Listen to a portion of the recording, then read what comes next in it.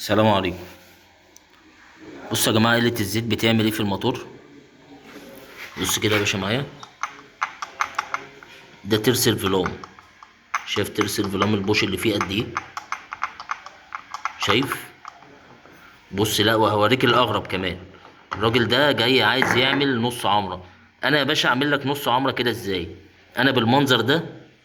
بص، شايف مكان الخوصه كده بتاعت البنز بتاعت تروس التقسيمه؟ انا اعمل لك نص عمره ازاي؟ شايف البوش؟ شايف البوش هنا عامل ازاي؟ تعالى.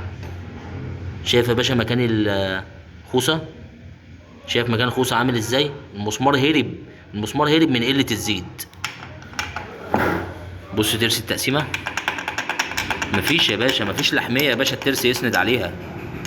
شايف؟ بص يا باشا منظر ترس التقسيمة عامل ازاي؟ شايف التآكل اللي في ترس التقسيمة؟ ده منظر ترس تقسيمة.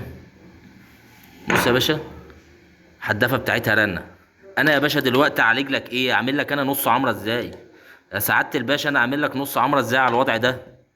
وضع البلد ده نعمل فيه ايه؟ الحدافة رنة والكارتيرة من هنا متدمرة. بص الكارتيرة من هنا متدمرة ازاي؟